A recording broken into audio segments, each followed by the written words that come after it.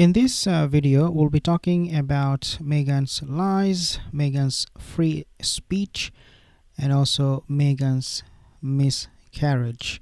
Now, as I promised you guys, I'll be playing horse videos instead of Meghan's videos because I think these are much better and much more soothing to watch than to look at Meghan's face for the next few minutes.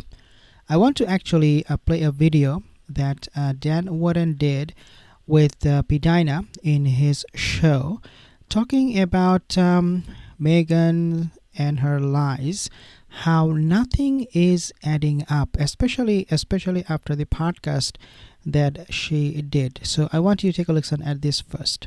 Nothing that Meghan does adds up. And I think this is why she does it, because she knows she can just not say anything. She can just ignore it.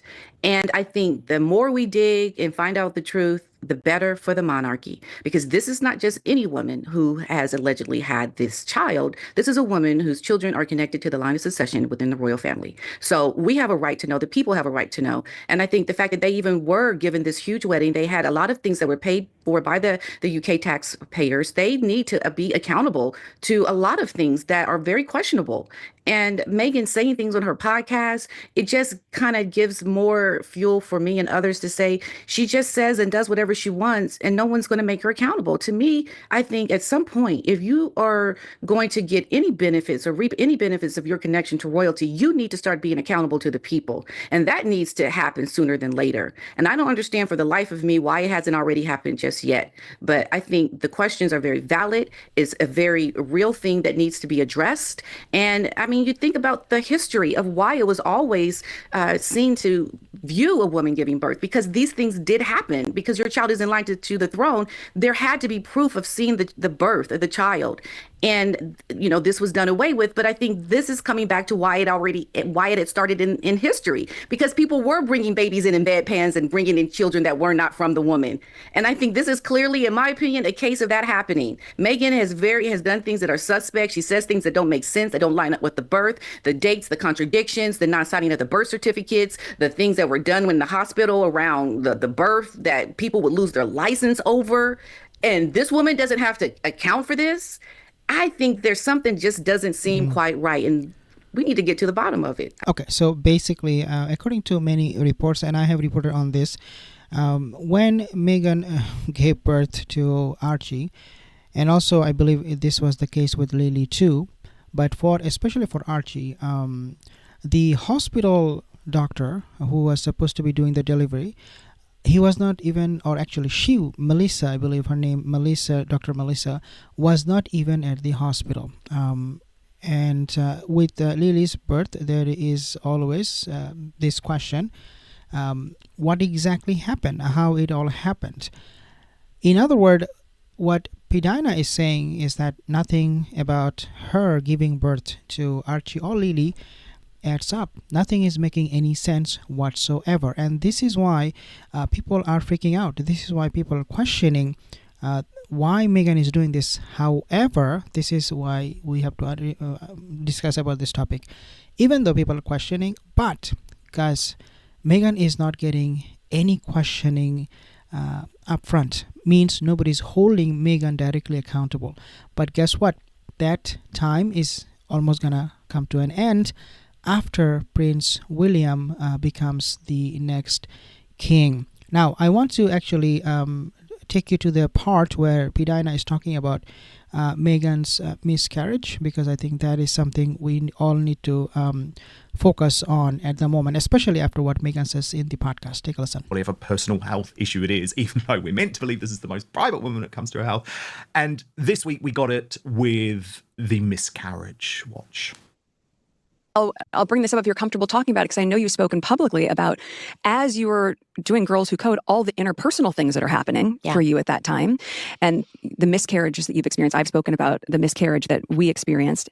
Yeah. And I think in some parallel way, when you have to learn to detach from the thing that you have so much promise and hope for, and to be able to be okay at a certain point to let something go that you plan to love for a long time. That's Does that? That's really yeah. I was going to say, I feel like you're like reading my diaries. Like that's really it's really insightful because I don't think anyone's seen it that way. Like, So the narrative in the MSNP Dinah was all, isn't it great? Isn't she brave that she's opening up about the miscarriage? Whereas for me, I look at it and I think, well, why are you opening up about the miscarriage if your births of your actual children was something that you wanted to be sacrosanct and not share with the British public, not share with the royal family? Basically, what is so bizarre about this podcast Meghan did, talking about her miscarriage, is the fact that all along, Meghan Markle wanted to hide everything, right? It was like hide, right? Hide everything. Do you think if the UK media, and this is my question to you, if the UK media, the tabloids, they report on Meghan's miscarriage, would they be justified to do that? Of course. But you know who will not like it? Meghan Markle. So this is where things get very, very contradictory. So Meghan wants to share every single detail possible with the public about the most intimate thing about herself, which is absolutely okay. I mean, if you want to do it, no problem. But the problem is when you do not expect anybody to talk about it other than yourself. I mean, how ridiculous and how strange that is. And this is exactly what Meghan wants. Meghan wants to share every single detail about what happened even in the bedroom. I mean, there is a new podcast coming up where Meghan will be talking about her sex life with Prince Harry, believe it or not. But guess what? She wouldn't want you and me or the British tabloid or US media to talk about this. Oh, this is privacy. And this is why she has become such a laughing stock, because it doesn't really make sense. So that obviously brings me to the next segment, which is Meghan's free speech. And I want to play this video from P. Dinah one more time, so you know how she is lashing out, and people like her lashing out at Meghan's own definition of free speech. Present and be secret. I mean, Meghan is truly the worst of them all. She really is. And when shut people down free do the speech homework- too. Shut down free speech. Free speech for me, but not for thee. You know, you can say anything if you're Meghan Markle. No one is able to ask a single thing. No one's able to ask, well, why is this inconsistent? Where is the medical evidence? You've lied about this, and this, so we're not just going to accept this new lie. But no, if you're in the woke mainstream media, you just have to take everything she says and churn it out.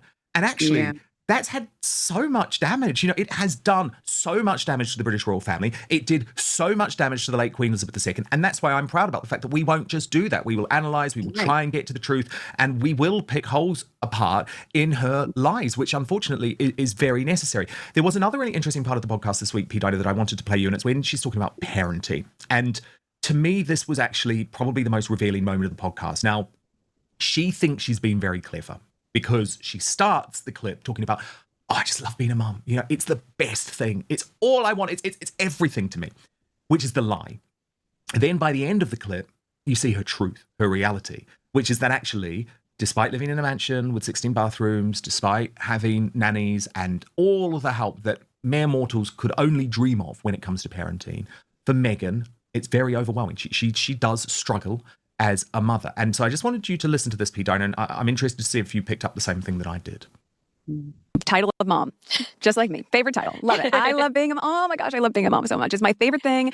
It is the thing where you're like, oh my gosh, I just need a break. I just need a minute. And the second that you step in the other room, you go, oh, but Where are they? okay. let me scroll through pictures of them endlessly on my phone. And then my husband's like, my love, can you just give yourself a minute? Why don't you go work out? Why don't you go take a bath? I'm like, I know, but I just want to cuddle for.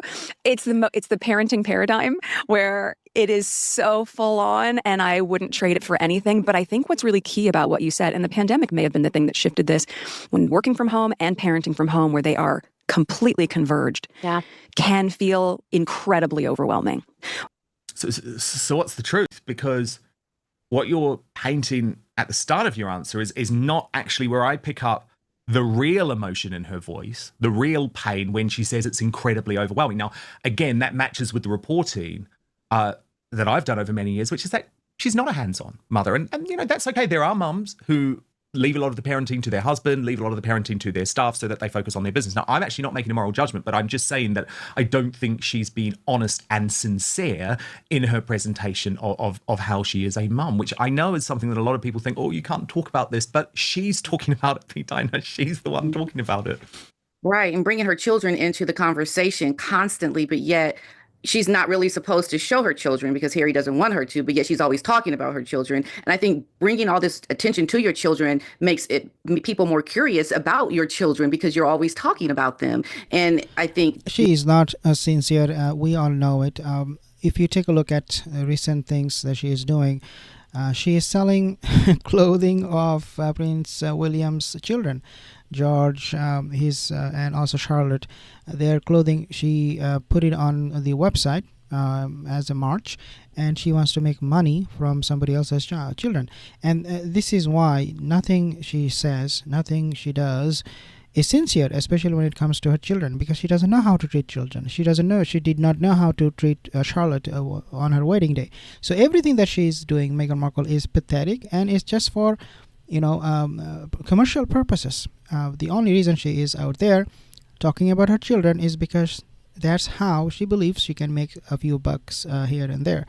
Thank you so much for joining. Join our channel membership, support our channel by subscribing, like, and I will see you in the next one.